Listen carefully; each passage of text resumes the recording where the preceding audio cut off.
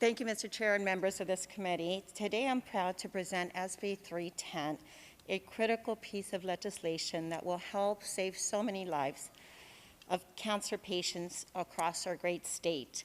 This bill creates a voluntary program that will allow cancer patients to donate their unused medications to patients with great need through their certified physician. Tragically, a recent study shows about 34 million people have reported knowing of at least one friend or family member in the past 5 years who died after not receiving the much-needed medication and treatment because they couldn't afford it. We know patients have died, that's clear. And it's really sad to me that these patients have perished because not having enough funding to pay for medication.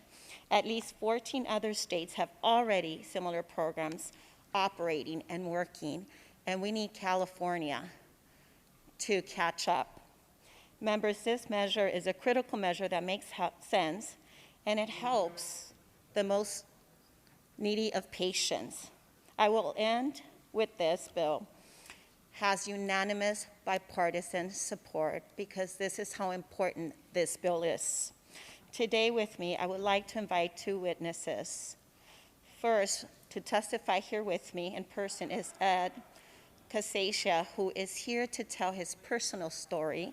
And on the phone, I also have Dr. Steve Lee, who will also be testifying remotely, if I may invite him up to speak.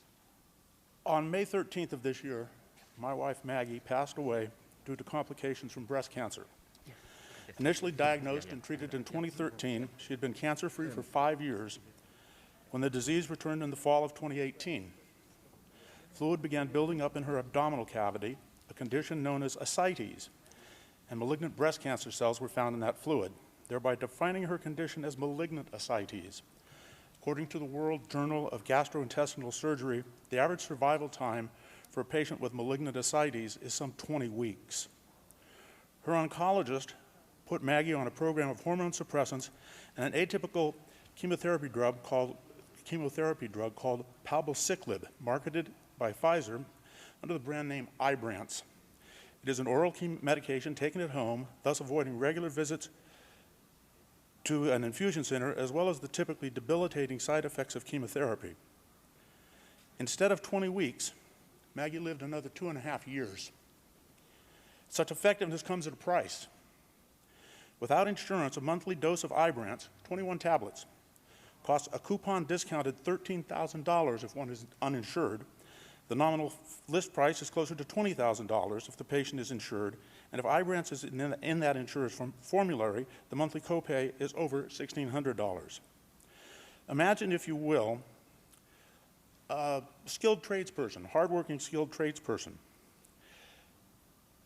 If that person does not qualify for a program that Pfizer runs called Pfizer Oncology Together, with an income threshold of less than $80,000, so typically a skilled trade person might be making more than that, they're going to be faced with a payment for a life-saving medicine that's equivalent to their monthly mortgage. That, of course, is a financial disaster.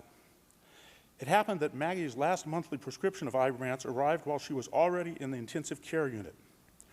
The box is unopened, sealed by a patch of tape, and with the medication inside sealed in a blister pack. It is pristine. It is at present also totally useless. Shortly after Maggie died, I began searching for a way to donate the unused, unopened medicine. During this search, I did not encounter a single person who did not want to help. But every person I contacted had to explain why they could not help. The only advice any were allowed to provide consisted of disposal locations. For my part, I find it astounding and intolerable that something so very valuable should simply be destroyed. The fact that it has been in the personal possession of anyone other than a prescribing facility excludes it from any sort of donation under current law.